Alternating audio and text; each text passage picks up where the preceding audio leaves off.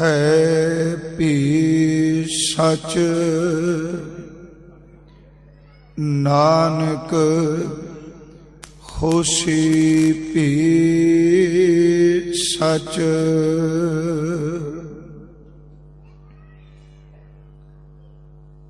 ਤੂ ਸੁਲਤਾਨ ਕਹਾ ਹੋ ਮੀਆਂ, ਤੇਰੀ ਕਵਨ ਵਡਾਈ। ਜੋ ਤੂੰ ਦੇਹ ਸੋ ਕਹਾਂ ਸੁਆਮੀ, ਮੈਂ ਮੂਰਖ ਕਹਿਣ ਨਾ ਜਾਈ। ਜੋ ਤੂੰ ਦੇਹ ਸੋ ਕਹਾਂ ਸੁਆਮੀ, ਮੈਂ ਮੂਰਖ ਕਹਿਣ ਨਾ ਜਾਈ। ਪਰਮ ਸਨਮਾਨਯੋਗ ਸਾਹਿਬ ਸਤਿਗੁਰੂ ਗੁਰੂ ਗ੍ਰੰਥ ਸਾਹਿਬ ਸੱਚੇ ਪਾਤਸ਼ਾਹ ਜੀ ਦੀ ਪਾਵਨ ਪਵਿੱਤਰ ਹਜ਼ੂਰੀ ਅੰਦਰ ਸੋਭਾਇਮਾਨ ਗੁਰੂ ਸਵਾਰੇ ਸਤ ਸੰਗੀ ਜਨੋ, ਅੱਜ ਰਾਤਰੀ ਦੇ ਇਸ ਵਿਸ਼ੇਸ਼ ਦੀਵਾਨ ਵਿੱਚ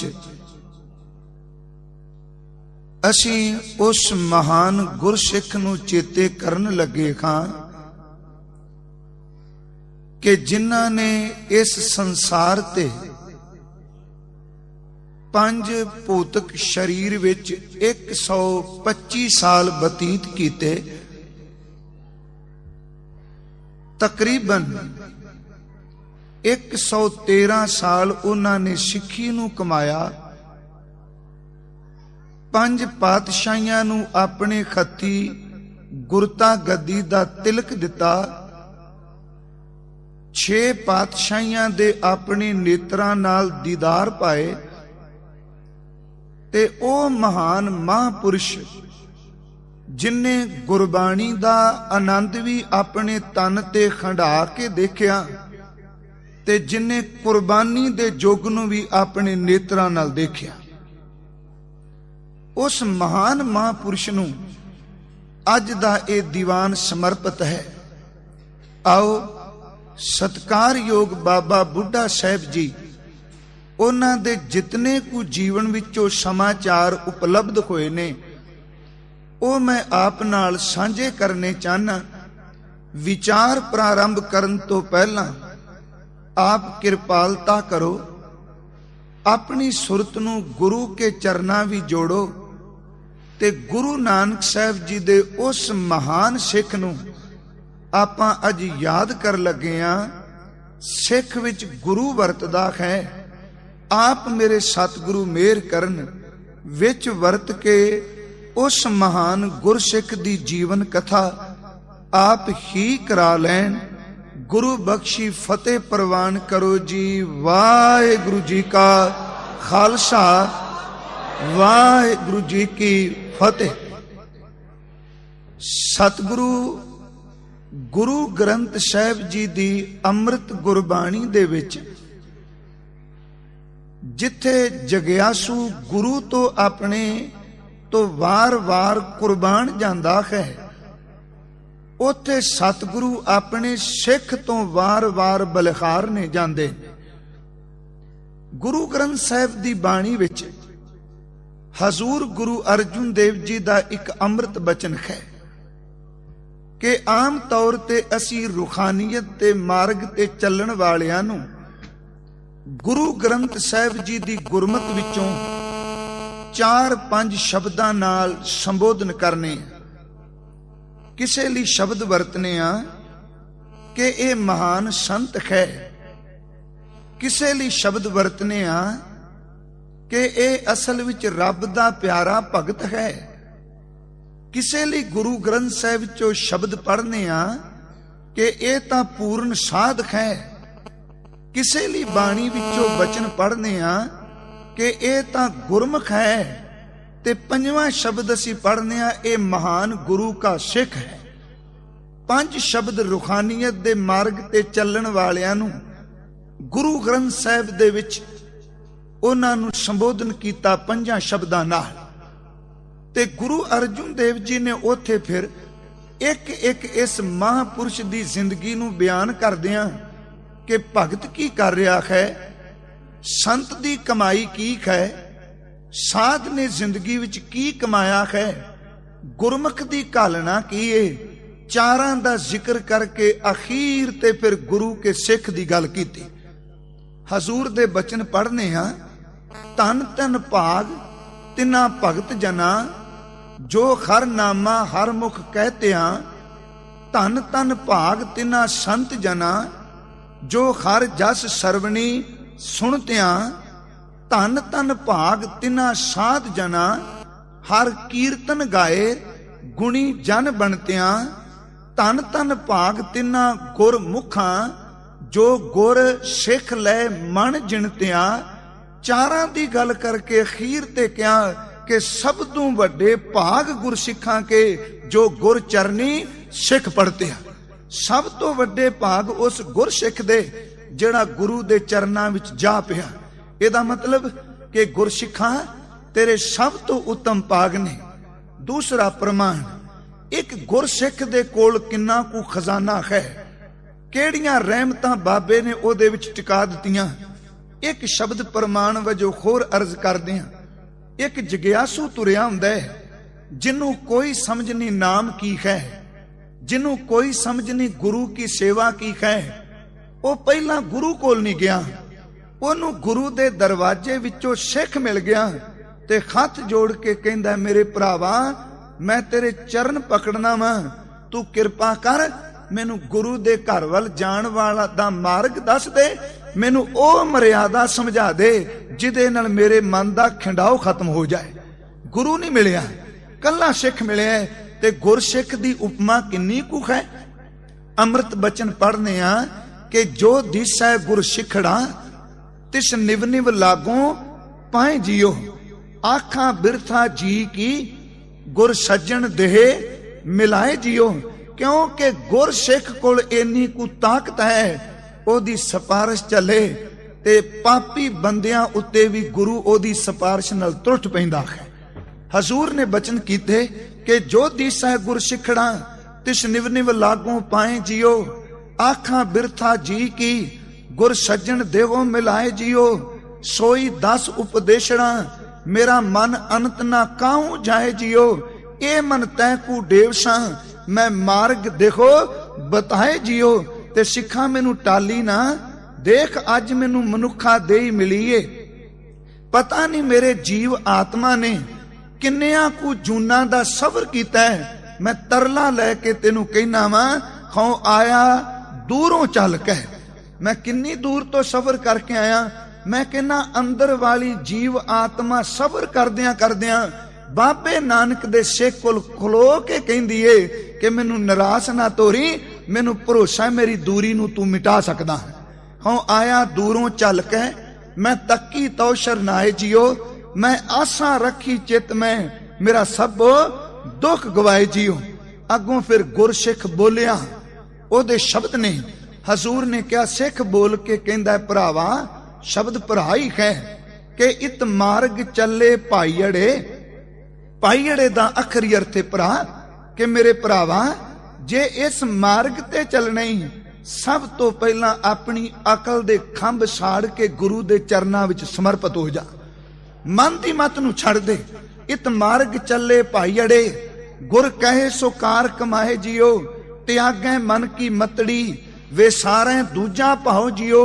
ते मैं तेनू गुरु ते भरोसा करके कहना वा, इऊं पावै खर दरसावड़ा, न लगै तती वाह जियो। जग्यासू पुछदा, सजना तू इन्ने भरोसे नाल गल पिया कहना है, ये तेनू दात किवें मिल गई? कहन लगे, खर भगत खजाना बख्शिया, गुरु नानक किया पसाओ जियो। एदू पहला एक बचन क्या कहन लगे, मेरे शब्द नहीं, ਖਾਉ ਆਪੋਂ ਬੋਲ ਨਾ ਜਾਣਦਾ। ਮੈਂ ਨਹੀਂ ਬੋਲਦਾ, ਮੇਰੇ ਵਿੱਚ ਮੇਰਾ ਗੁਰੂ ਪਿਆ ਬੋਲਦਾ ਹੈ। ਮੈਨੂੰ ਅਕਲ ਕੋਈ ਨਹੀਂ ਬੋਲਣ ਦੀ। ਖਾਉ ਆਪੋਂ ਬੋਲ ਨਾ ਜਾਣਦਾ। ਮੈਂ ਕਹਿਆ ਸਭ ਹੁਕਮਾਓ ਜਿਓ। ਹਰ ਭਗਤ ਖਜ਼ਾਨਾ ਬਖਸ਼ਿਆ ਗੁਰੂ ਨਾਨਕ ਕੀਆ ਪਛਾਓ ਜਿਓ। ਤੀਸਰਾ ਪ੍ਰਮਾਣ, ਕਿਉਂਕਿ ਸਿੱਖ ਦੀ ਜੀਵਨ ਕਥਾ ਆਪਾਂ ਪੜ੍ਹਨੀ ਹੈ। ਮੈਂ ਤਾਂ ਬਾਣੀ ਵਿੱਚੋਂ ਗੁਰੂ ਸਾਹਿਬ ਦੀ ਇਜਾਜ਼ਤ ਪਿਆ ਲੈਣਾ ਦਾਤਾ ਜੀ, ਕਿ ਜਿਸ ਸਿੱਖ ਦੀ ਗੱਲ ਅਸੀਂ ਕਰਨ ਲੱਗੇ ਆ ਨਾ, ਜਿਹੜੇ ਸ਼ਬਦ ਤੇਰੇ ਸਿੱਖ ਦੇ ਜੀਵਨ ਨੂੰ ਨਿਰੂਪਣ ਕਰਦੇ ਨੇ, ਸੱਚ ਜਾਣਿਓ ਬਾਬੇ ਬੁੱਢੇ ਨੇ ਆਪਣੀ ਜ਼ਿੰਦਗੀ ਵਿੱਚੋਂ ਕਮਾ ਕੇ ਦੇਖੇ। ਤੀਸਰਾ ਬਚਨ ਹੈ ਗੁਰੂ ਗ੍ਰੰਥ ਸਾਹਿਬ ਦੀ ਬਾਣੀ ਵਿੱਚੋਂ। ਹਜ਼ੂਰ ਸਿੱਖ ਲਈ ਕਿੰਨੀ ਕੁ ਤੜਫ ਰੱਖਦੇ ਨੇ। ਇੱਕ ਬਚਨ ਜਦੋਂ ਅਸੀਂ ਪ੍ਰੇਮ ਨਾਲ ਭਿੱਜ ਕੇ ਪੜ੍ਹਨੇ ਆ, ਆਏ ਮਿਲ ਗੁਰ ਸਿੱਖ। ਗੁਰੂ ਨੇ ਕਿਹਾ, ਰੱਬ ਨੇ ਕਿਹਾ, ਆਏ ਮਿਲ ਗੁਰ ਸਿੱਖ। ਆਏ ਮਿਲ ਕੌਣ? ਭੇਖੀ? ਕਹਿਣ ਲੱਗੇ ਨਹੀਂ, ਤੂੰ ਮੇਰੇ ਗੁਰੂ ਕੇ ਪਿਆਰੇ।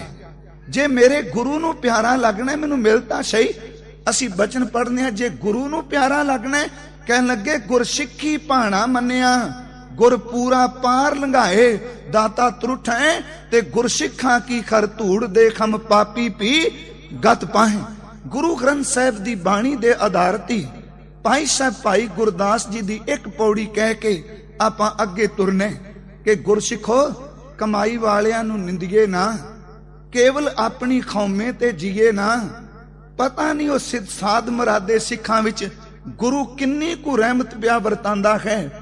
ਭਾਈ ਸਾਹਿਬ ਨੇ ਉਸ ਪੌੜੀ ਵਿੱਚ ਸਿੱਖ ਅੰਦਰ ਕਿੰਨੀ ਕੁ ਸ਼ਕਤੀ ਹੈ ਦੁਨੀਆ ਨੂੰ ਤਾਰਨ ਦੀ, ਉਹਨੂੰ ਬਿਆਨ ਕੀਤਾ ਹੈ। ਬਚਨ ਨੇ ਕਿ ਬਲਿਹਾਰੀ ਤਿੰਨਾਂ ਗੁਰਸਿੱਖਾਂ ਕਿ ਜਿਨ੍ਹਾਂ ਗੁਰਮੁਖਾਂ ਨੇ ਗੁਰੂ ਦੇ ਦਰਸ਼ਨ ਕੀਤੇ। ਬਲਿਹਾਰੀ ਤਿੰਨਾਂ ਗੁਰਸਿੱਖਾਂ ਜਾਏ ਜਿਨ੍ਹਾਂ ਗੁਰਦਰਸ਼ਨ ਡਿਠਾ। ਅਰਥ ਬੜੇ ਸਪਸ਼ਟ ਨੇ। ਬਲਿਹਾਰੀ ਤਿੰਨਾਂ ਗੁਰਸਿੱਖਾਂ ਪੈਰੀ ਪੈ ਗੁਰ ਸਭਾ ਬਿਖਿਠਾ। ਬਲਿਹਾਰੀ ਤਿੰਨਾਂ ਗੁਰਸਿੱਖਾਂ ਗੁਰਮਤ ਬੋਲ ਬੋਲਦੇ ਮਿੱਠਾ।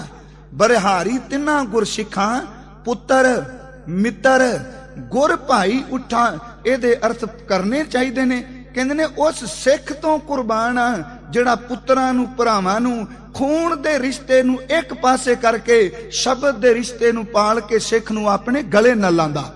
ਬਲਿਹਾਰੀ ਤਿੰਨਾਂ ਗੁਰਸਿੱਖਾਂ ਪੁੱਤਰ ਮਿੱਤਰ ਗੁਰ ਭਾਈ ਇੱਠਾ। ਇੱਠਾ ਦਰ ਤੇ ਪਿਆਰਾ, ਪੁੱਤਰਾਂ ਤੇ ਮਿੱਤਰਾਂ ਤੋਂ ਵੱਧ ਗੁਰ ਭਾਈਆਂ ਨੂੰ ਪਿਆਰ ਕਰੇ। ਕਹਿਣ ਲੱਗੇ ਬਲਿਹਾਰੀ ਤਿੰਨਾਂ ਗੁਰਸਿੱਖਾਂ ਗੁਰ ਸੇਵਾ ਜਾਣਨ ਅਪਰੀਠਾ। ਤੇ ਨਾਲ ਬਚਨ ਕੀਤਾ, ਕੱਲਾ ਉਹ ਆਪ ਨਹੀਂ ਜੇ ਤਰਦਾ ਲੋਕੋ। ਭਾਈ ਗੁਰਦਾਸ ਕਹਿੰਦੇ ਨੇ ਮੈਂ ਅੱਖਾਂ ਨਾਲ ਦੇਖਿਆ ਬਾਬੇ ਬੁੱਢੇ ਵਰਗੇ ਮਹਾਂਪੁਰਸ਼ ਨੂੰ। ਬਲਿਹਾਰੀ ਤਿੰਨਾਂ ਗੁਰਸਿੱਖਾਂ ਆਪ ਤਰੇ ਤਰੇ ਨ ਸਰੀਠਾ। ਆਪ ਤਰੇ ਨੇ, ਸ੍ਰਿਸ਼ਟੀ ਨੂੰ ਤਾਰਦੇ ਨੇ। ਦੇਖੋ ਜੇ ਸਿੱਖ ਦੀ ਜਦੋਂ ਗੱਲ ਕਰੀਏ, ਗੁਰਸਿੱਖ ਮਿਲਿਆ ਪਾਪ ਪਣਿਠਾ। ਸਿੱਖ ਨੂੰ ਮਿਲ ਕੇ ਅੰਦਰ ਦੇ ਪਾਪ ਦਗਦ ਹੋ ਜਾਂਦੇ ਨੇ। ਪੰਜਾਬ ਦੀ ਧਰਤੀ ਕਿੰਨੀ ਕੁ ਭਾਗਾਂ ਵਾਲੀ ਹੈ। ਆਪ ਸਿਆਣੇ ਬੈਠੇ ਹੋ, ਰਿਗ ਵੇਦ ਵੀ ਇਸ ਧਰਤੀ ਤੇ ਲਿਖਿਆ ਗਿਆ। ਦੁਨੀਆ ਦਾ ਸਭ ਤੋਂ ਪੁਰਾਣਾ ਗ੍ਰੰਥ ਜੇ ਹੈ ਉਹ ਰਿਗ ਵੇਦ। ਮੈਂ ਕਹਿੰਦਾ ਇਸ ਧਰਤੀ ਨੂੰ ਸੁਭਾਗ ਪ੍ਰਾਪਤ ਹੈ। ਇੱਥੇ 9 ਪਾਤਸ਼ਾਹੀਆਂ ਦੀ ਆਮਦ ਹੋਈ ਹੈ ਕੇਵਲ ਗੁਰੂ ਗੋਬਿੰਦ ਸਿੰਘ ਜੀ ਨੂੰ ਛੱਡ ਕੇ। ਇਹ ਧਰਤੀ ਕਿੰਨੀ ਭਾਗਾਂ ਵਾਲੀ ਹੈ। ਇੱਥੇ 10 ਪਾਤਸ਼ਾਹੀਆਂ ਵਿੱਚੋਂ 7 ਪਾਤਸ਼ਾਹੀਆਂ ਨੇ ਆਪਣੇ ਸਰੀਰਕ ਚੋਲੇ ਇੱਥੇ ਤਿਆਗੇ ਨੇ। ਤਾਂ ਹੀ ਤਾਂ ਪ੍ਰੋਫੈਸਰ ਪੂਰਨ ਸਿੰਘ ਕਹਿੰਦਾ ਸੀ ਕਿ ਪੰਜਾਬ ਦੇ ਦਰਿਆ ਬਾਬੇ ਨਾਨਕ ਦਾ ਜਪ ਗਾਉਂਦੇ ਨੇ। ਉਹਨੇ ਤਾਂ ਹੀ ਸ਼ਬਦ ਕਹੇ ਸਨ, ਪੰਜਾਬ ਨਾ ਹਿੰਦੂ ਨਾ ਮੁਸਲਮਾਨ ਦਾ, ਪੰਜਾਬ ਜਿਉਂਦਾ ਗੁਰਾਂ ਦੇ ਨਾਂ ਤੇ। ਕਿਉਂਕਿ ਇਹਦੇ ਕਣ ਕਣ ਵਿੱਚ ਗੁਰੂ ਨਾਨਕ ਦੀ ਰਹਿਮਤ ਵਰਦੀ ਏ। ਇਸੇ ਪੰਜਾਬ ਦੀ ਧਰਤੀ ਦਾ ਇੱਕ ਪਿੰਡ ਹੈ ਕੱਥੂ ਨੰਗਲ। ਇਸ ਕੱਥੂ ਨੰਗਲ ਵਿੱਚ ਭਾਈ ਸੁੱਗਾ ਰੰਧਾਵਾ ਜ਼ਿਮੀਂਦਾਰ ਰਹਿੰਦਾ ਹੈ। ਤੇ ਇਸ ਸੁਭਾਗ ਜੋੜੀ ਇਹਦੀ ਪਤਨੀ ਦਾ ਨਾਮ ਹੈ ਬੀਬੀ ਗੋਰਾ। ਮਾਲਕ ਨੇ ਮਿਹਰ ਕੀਤੀ ਏ। ਜ਼ਿਮੀਂਦਾਰਾ ਕਰਨ ਵਾਲਾ ਇੱਕ ਸਾਦਾ ਮੁਰਾਦਾ ਇਹ ਪਰਿਵਾਰ। ਅਕਤੂਬਰ ਦਾ ਮਹੀਨਾ ਹੈ ਤੇ ਸਨ 1506 ਦਾ ਦਿਨ ਆਇਆ। ਤਰੀਕ ਆਪ ਜੀ ਚੇਤੇ ਰੱਖਿਓ, ਕਿਉਂਕਿ ਇਸ ਤਰੀਕ ਨੂੰ ਆਪਾਂ ਬਾਬਾ ਜੀ ਦੇ ਚਲਾਣੇ ਤੱਕ ਗਿਣਤੀ ਕਰਨੀ ਹੈ ਕਿ ਕਿੰਨੇ ਸਾਲ ਜ਼ਿੰਦਗੀ ਦੇ ਇੱਥੇ ਜੀ ਕੇ ਗਏ। 1506 ਸਨ ਆਇਆ ਤੇ ਭਾਈ ਸੁੱਗੇ ਰੰਧਾਵੇ ਦੇ ਘਰ ਅੰਦਰ ਮਾਤਾ ਗੋਰਾਂ ਦੀ ਕੁੱਖ ਵਿੱਚੋਂ ਇੱਕ ਬਾਲਕ ਨੇ ਜਨਮ ਲਿਆ ਹੈ। उस बालक का नाम परिवार ने बूढ़ा रखिया है, बुढ़ा नहीं, नाम ओदा रखिया गया बूढ़ा। पिंड दे लोग इनू कहंदे ने भाई बूढ़ा। समा अपनी चाल नाल निकलदा गया। इस बूढ़े दी उम्र तकरीबन 12 कुछ साल दी हो चुकी है। सन 1518 आ गया है। इसे कथू नंगल दे इलाके विच अमृतसर दी धरती दे नेड़े मेरे बाबा नानक जी ते भाई साहब भाई मरदाना जी आए ने। 1518 दी घटना है। हजूर इकांत विच बैठे अमृत बाणी दा कीर्तन पै करदे ने ते मैं इस तत्थ लई आधार बनाया भाई साहब भाई मनी सिंह गुणा दी लिखत सिखां दी भगत माल, किसे होर दंद कथा नूं नहीं। ਉਹ लिखते ने कि इकांत विच बैठे भाई मरदाने दी रबाब छिड़ी, हजूर ने साईं दा कीर्तन कीता। इन्नी देर नूं एक बच्चा आया। 12 साल दे उस बच्चे ने इस संत नूं, इस महापुरुष नूं देखिया ते चित कीता कि घरों जाके दुध लैके आवां। कीर्तन दी धुनी कन्नां विच पई। ये बालक अपने घरों दुध लैन चला गया। कहंदा मां अज जंगल विच कोई रब दा प्यारा फकीर आया बैठा है। ओदे नाल दा एक सज्जन तार वजांदा है। ओ अपनी रसना तो पहला गाउंदा सी, फिर इक्को दम खामोश हो गया ते ओदी चुप भी लोकां नूं कुछ दान पई वंडदी सी। ओदे नेत्र बंद कीते भी दृष्टि पै सड़दे सन। ओदे बुल्लां दे विचों बंद होण दे बावजूद भी अमृत पिया झरदा सी। ते मां चित कीता उस फकीर नूं मैं दुध दा बाटा जाके दे के आवां। मैं दुध जाके उहदी सेवा करनी है। 12 साल दा बच्चा घरों दुध लैके गया। गुरु नानक साहब दे चरनां विच रखे, हाथ जोड़े। सतगुरु जी ने नेत्र खोले। कहन लगा संत जी ये पता नहीं सी कि ए 12 साल दे बच्चे अज इस दुध दे बाटे करके तेरी इन्नी को इस गुरु संत नाल सांझ पैनी है।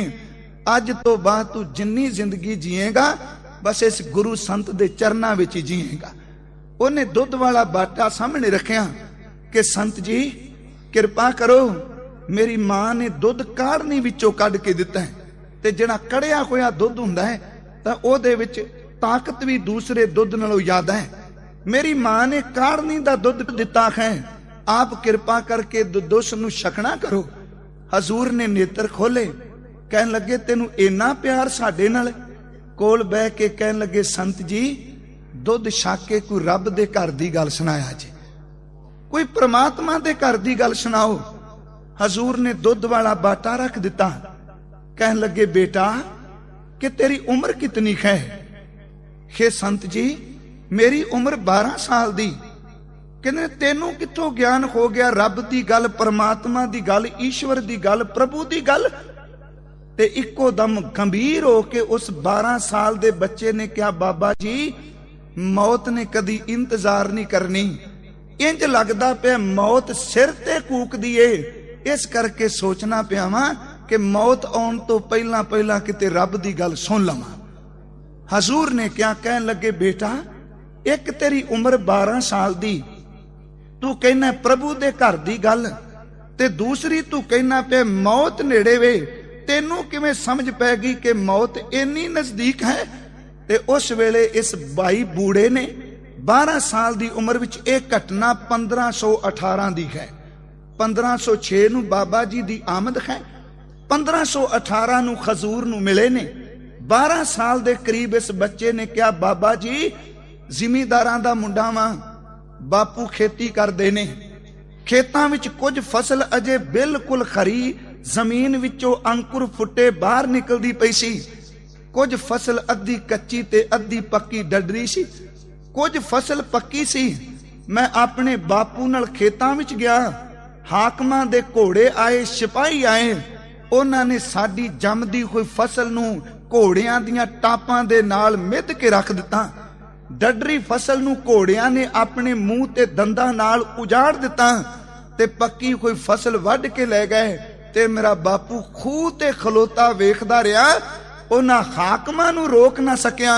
बस उस दिन दा निर्णय कर लिया मना आ तां बंदे ने जिदन आ पैण हाकम, ये जमदी फसल, डडरी फसल ते पक्की फसल नूं ਧੱਕੇ ਨਾਲ ਕੱਟ ਕੇ ਲੈ ਜਾਂਦੇ ਨੇ ਤੇ ਮੈਨੂੰ ਉਦੋਂ ਦਾ ਇੰਜ ਲੱਗਦਾ ਹੈ ਮੌਤ ਦਾ ਕੋਈ ਪਤਾ ਨਹੀਂ ਕਿ ਇਸ ਸਰੀਰ ਦੀ ਫਸਲ ਨੇ ਡੱਡਰੀ ਖੋਣਾ ਵੀ ਹੈ ਕਿ ਨਹੀਂ। ਇਸ ਬਚਪਨ ਵਿੱਚ ਹੀ ਜੰਮਦੀ ਫਸਲ ਨੂੰ ਮੌਤ ਲੈ ਜਾ। ਕੀ ਪਤਾ ਹੈ ਕਿ ਡੱਡਰੀ ਖੋਣ ਤੋਂ ਬਾਅਦ ਜਦੋਂ ਪੱਕੇ ਉਦੋਂ ਪਹਿਲਾਂ ਹੀ ਮੌਤ ਲੈ ਜਾਵੇ। ਬਸ ਬਾਬਾ ਉਸ ਉਜੜੀ ਹੋਈ ਫਸਲ ਨੇ ਮੈਨੂੰ ਆਪਣੇ ਅੰਦਰ ਨਾਮ ਦਾ ਬੀਜ ਬੀਜਣ ਵਾਸਤੇ ਪ੍ਰੇਰਿਆ ਹੈ। ਤੇ ਇੱਕ ਕਿਰਪਾ ਕਰ ਸੁਣਾ ਮੈਨੂੰ ਕੋਈ ਰੱਬ ਦੇ ਘਰ ਦੀ ਗੱਲ। ਹਜ਼ੂਰ ਨੇ ਕਹਿੰਦੇ ਨੇ ਉਸ ਦਿਨ ਇਸ ਭਾਈ ਬੂੜੇ ਨੂੰ ਇੱਕ ਸ਼ਬਦ ਕਿਹਾ, ਇਹਨੂੰ ਆਪਣੀ ਗਲੇ ਨਾਲ ਲਾਇਆ, ਦੁੱਧ ਨਹੀਂ ਪੀਤਾ। ਉੱਠ ਕੇ ਹਜ਼ੂਰ ਨੇ ਭਾਈ ਬੂੜੇ ਨੂੰ ਆਪਣੇ ਗਲੇ ਨਾਲ ਲਾਇਆ। 12 ਸਾਲ ਦੇ ਬੱਚੇ ਦਾ ਸਿਰ ਜਦੋਂ ਗੁਰੂ ਨਾਨਕ ਸਾਹਿਬ ਦੇ ਸੀਨੇ ਨਾਲ ਲੱਗਾ, ਮੇਰੇ ਬਾਬੇ ਦੇ ਸੀਨੇ ਵਿੱਚ ਪਿਆ ਹੋਇਆ ਰੱਬ ਦੇ ਨਾਮ ਦਾ ਖਜ਼ਾਨਾ ਇਸ ਬੱਚੇ ਦੇ ਵਿੱਚ ਪ੍ਰਵੇਸ਼ ਕਰ ਗਿਆ। ਕੁੱਟ ਕੇ ਛਾਤੀ ਨਾਲ ਸੀਨੇ ਨਾਲ ਲਾ ਕੇ ਕਿਹਾ, ਮੇਰੇ ਲਾਲ ਤੇਰੀ ਉਮਰ ਬੱਚਿਆਂ ਵਾਲੀ ਏ, ਤੂੰ ਗੱਲਾਂ ਬੁੱਢਿਆਂ ਵਾਲੀਆਂ ਕਰਨਾ। ਅੱਜ ਤੋਂ ਬਾਅਦ ਤੂੰ ਸਾਡਾ ਬਾਬਾ ਬੁੱਢਾ ਹੈ, ਅੱਜ ਤੋਂ ਬਾਅਦ ਤੂੰ ਭਾਈ ਬਿਰਧ ਹੈ। ਤੇ ਸੱਚ ਜਾਣਿਓ ਉਮਰ ਦਾ ਤਕਾਜ਼ਾ ਨਹੀਂ। ਬਾਬੇ ਨਾਨਕ ਦੇ ਘਰ ਵਿੱਚ ਬਜ਼ੁਰਗੀ ਤਾਂ ਕੇਵਲ ਰੱਬ ਦੀ ਬੰਦਗੀ ਕਰਕੇ ਹੈ। ਭਾਈ ਸਾਹਿਬ ਭਾਈ ਨੰਦ ਲਾਲ ਜੀ ਨੇ ਇੱਕ ਬਚਨ ਕਿਹਾ, ਕਹਿੰਦੇ ਨੇ ਘਰ ਬਜ਼ੁਰਗੀ ਬਾਇਦਤ ਕੁਨ ਬੰਦਗੀ। ਜੇ ਤੂੰ ਚਾਹਨਾ ਮੈਨੂੰ ਬਜ਼ੁਰਗੀ ਮਿਲੇ ਤੇ ਬਜ਼ੁਰਗੀ ਕੇਸ ਚਿੱਟੇ ਖੂਨ ਨਾਲ ਨਹੀਂ, ਬਜ਼ੁਰਗੀ ਤਾਂ ਰੱਬ ਦੀ ਬੰਦਗੀ ਕਰਨ ਨਾਲ ਮਿਲਦੀ ਹੈ। ਘਰ ਬਜ਼ੁਰਗੀ ਬਾਇਦਤ ਕੁਨ ਬੰਦਗੀ ਵਰਨਾ ਆਖਰ ਮੇਕਸ਼ੀ ਸ਼ਰਮੰਦਗੀ। ਬੰਦਗੀ ਕਰਕੇ ਉਸ ਨਾਲ ਉਹਨਾਂ ਨੂੰ ਬਜ਼ੁਰਗੀ ਮਿਲੀ। ਅੱਜ ਬਾਬਾ ਬੁੱਢਾ 12 ਸਾਲ ਦੀ ਉਮਰ ਵਿੱਚ ਗੁਰੂ ਨਾਨਕ ਸਾਹਿਬ ਦੇ ਸੀਨੇ ਨਾਲ ਲੱਗੇ, ਇਹੋ ਜਿਹਾ ਤੁਰੇ, ਹੱਥਾਂ ਨਾਲ ਦੁੱਧ ਪਿਆਇਆ ਤੇ ਘਰ ਜਾ ਕੇ ਕਹਿ ਦਿੱਤਾ, ਅੰਮੀਏ ਅੱਜ ਤੋਂ ਬਾਅਦ ਮੈਂ ਉਸੇ ਸੰਤ ਨਾਲ ਹੀ ਚਲੇ ਜਾਣਾ ਹੈ, ਜਿੱਥੇ ਉਹ ਜਾਣਗੇ ਮੈਂ ਉੱਥੇ ਟਿਕਾਂਗਾ। ਹਜ਼ੂਰ ਕਰਤਾਰਪੁਰ ਦੀ ਧਰਤੀ ਤੇ ਆਏ ਤੇ ਇਸ ਭਾਈ ਬਿਰਧ ਨੇ ਸਭ ਕੁਝ ਛੱਡ ਕੇ ਕਰਤਾਰਪੁਰ ਆਪਣਾ ਵਸੇਬਾ ਕਰ ਲਿਆ। ਮੈਂ ਉਹਨਾਂ ਦਾ ਇੱਕ ਇੱਕ ਪਰਉਪਕਾਰ ਜੋ ਸਿੱਖ ਜਗਤ ਲਈ ਕੀਤਾ ਆਪ ਨਾਲ ਸਾਂਝਾ ਕਰਨਾ ਚਾਹਨਾ ਵਾਂ। ਕਰਤਾਰਪੁਰ ਸ਼ਹਿਰ ਵਸਿਆ ਰਾਵੀ ਦੇ ਕਿਨਾਰੇ। ਇਸ ਕਰਤਾਰਪੁਰ ਦੀ ਅਸਾਰੀ ਵਿੱਚ ਬਾਬੇ ਬੁੱਢੇ ਦਾ ਪੂਰਾ ਯੋਗਦਾਨ ਹੈ। ਕਰਤਾਰਪੁਰ ਖਲ ਵਾਏ ਗਏ, ਗੁਰੂ ਨਾਨਕ ਦੇ ਨਾਲ ਖਲ ਵਾਹਣ ਵਾਲਾ ਉਹਦਾ ਬਾਬਾ ਬੁੱਢਾ ਨਾਲ ਹੈ। ਇਸੇ ਕਰਤਾਰਪੁਰ ਦੀ ਧਰਤੀ ਤੇ ਧਰਮਸ਼ਾਲਾ ਵਿੱਚ ਦੀਵਾਨ ਸਜੇ, ਕੀਰਤਨ ਸੁਣ ਤੇ ਕਰਨ ਵਾਲਿਆਂ ਵਿੱਚ ਬਾਬਾ ਬੁੱਢਾ ਜੀ ਹੈ। ਘਰ ਜਾਣਾ, ਮੇਲ ਮਿਲਾਪ ਤੋਂ ਬਾਅਦ ਫਿਰ ਕਰਤਾਰਪੁਰ ਆ ਪਹੁੰਚਣਾ। ਸਨ ਆ ਗਿਆ 1539। ਭਾਈ ਲਹਿਣਾ ਜੀ ਨੂੰ 7 ਸਾਲ ਹੋ ਗਏ ਨੇ ਬਾਬੇ ਨਾਨਕ ਦੇ ਘਰ ਵਿੱਚ ਆਇਆ। ਅੱਜ ਹਜ਼ੂਰ ਨੇ ਇੱਕ ਅਸਚਰਜ ਕੌਤਕ ਵਰਤਾਇਆ ਹੈ। ਤਨ ਦੇ ਉੱਤੇ ਲੰਮਾ ਚੋਲਾ ਪਾ, ਕੁਝ ਕੁ ਸ਼ਿਕਾਰੀ ਕੁੱਤੇ ਨਾਲ ਲੈ, ਹੱਥ ਵਿੱਚ ਪਕੜ ਕੇ ਸੋਟਾਂ ਕਰਤਾਰਪੁਰ ਤੋਂ ਬਾਹਰ ਜੰਗਲ ਵੱਲ ਨੂੰ ਤੁਰ ਪਏ। ਸਾਖੀ ਮੈਂ ਆਪ ਨਾਲ ਡਿਟੇਲ ਨਾਲ ਅਰਜ਼ ਨਹੀਂ ਕਰਨੀ, ਸਿਰਫ ਕੇਵਲ ਬਾਬੇ ਬੁੱਢੇ ਤੇ ਆਪਾਂ ਫੋਕਸ ਰੱਖਣਾ ਹੈ। ਸਾਰੇ ਤੁਰੇ, ਕੋਈ ਸੋਨਾ, ਕੋਈ ਹੀਰੇ, ਕੋਈ ਮੋਤੀ ਚੁੱਕ ਕੇ ਵਾਪਸ ਆ ਗਿਆ। ਅਖੀਰ ਤੇ 2 ਰਹਿ ਗਏ ਜਿਨ੍ਹਾਂ ਨੂੰ ਸੋਨੇ ਨੇ, ਹੀਰੇ ਨੇ, ਮੋਤੀ ਨੇ ਨਾ ਭਰਮਾਇਆ। ਇਹ ਸੀ ਇੱਕ ਬਾਬਾ ਲਹਿਣਾ ਜੀ ਤੇ ਦੂਜਾ ਸੀ ਮੇਰੇ ਗੁਰੂ ਨਾਨਕ ਦਾ ਬਾਬਾ ਬੁੱਢਾ ਜੀ। ਬਾਬਾ ਬੁੱਢਾ ਤੇ ਭਾਈ ਲਹਿਣਾ ਜੀ ਕੋਲ ਖਲੋਤੇ ਨੇ। ਹਜ਼ੂਰ ਨੇ ਆਪਣੀ ਨਜ਼ਰ ਬਾਬੇ ਬੁੱਢੇ ਤੇ ਗਡਾਈ, ਕਹਿਣ ਲੱਗੇ, ਬੁੱਢਿਆ ਚਲਾ ਜਾ ਆਪਣੇ ਘਰ ਨੂੰ। ਇੱਥੋਂ ਤੱਕ ਕਹਿੰਦੇ ਨੇ ਕਿ ਹਜ਼ੂਰ ਨੇ ਬਾਬੇ ਬੁੱਢੇ ਨੂੰ ਕੁੱਤਕਾ ਵੀ ਮਾਰਿਆ, ਸੋਟਾ ਵੀ ਮਾਰਿਆ। ਸੋਟਾ ਮਾਰ ਕੇ ਕਿਹਾ, ਬੁੱਢਿਆ ਚਲਾ ਜਾ ਆਪਣੇ ਘਰ ਨੂੰ, ਕੀ ਲੈਣੀ ਮੇਰੇ ਪਿੱਛੇ ਆ ਕੇ? ਤੈਨੂੰ ਹੀਰੇ ਚਾਹੀਦੇ ਨੇ, ਸੋਨਾ ਚਾਹੀਦਾ, ਮੋਤੀ ਚਾਹੀਦੇ ਨੇ, ਚੁੱਕ ਜੋ ਕੋਈ ਚਾਹੀਦਾ ਹੀ ਉਹ ਲੈ ਜਾ। ਛੋਟਾ ਮਾਰ ਕੇ ਕਹਿਣ ਲੱਗੇ, ਤੈਨੂੰ ਕੀ ਚਾਹੀਦਾ ਹੈ? ਤੇ ਇਸ ਨੇ ਖੱਤ ਜੋੜ ਕੇ ਕਿਹਾ, ਮੈਨੂੰ ਕੇਵਲ ਤੂੰ ਚਾਹੀਦਾ, ਮੈਨੂੰ ਸਿਰਫ ਤੂੰ ਚਾਹੀਦਾ, ਸੋਨਾ ਚਾਂਦੀ ਹੀਰੇ ਮੋਤੀ ਨਹੀਂ। ਤੁਸੀਂ ਮੇਰੇ ਤੇ ਕਿਰਪਾ ਕਰੋ, ਮੈਨੂੰ ਕੇਵਲ ਮੇਰਾ ਗੁਰੂ ਨਾਨਕ ਚਾਹੀਦਾ ਹੈ।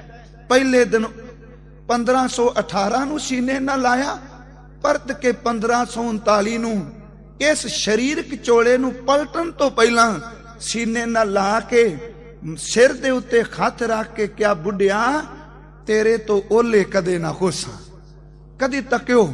ਇਹ ਸ਼ਬਦ ਚੇਤੇ ਰੱਖਿਓ ਕਿਉਂਕਿ ਇਹ ਸ਼ਬਦ ਰਮਦਾਸ ਦੀ ਧਰਤੀ ਤੱਕ ਪੁੱਗਣਾ ਹੈ। ਕਹਿਣ ਲੱਗੇ, ਬੁੱਢਿਆ ਤੇਰੇ ਤੋਂ ਓਲੇ ਕਦੇ ਨਾ ਹੋਸਾਂ। हे ਦਾਤਾ ਜੀ, ਤੇਰੇ ਤੋਂ ਬਿਨਾ ਪਿਛਾ ਮੁੜਾਂ,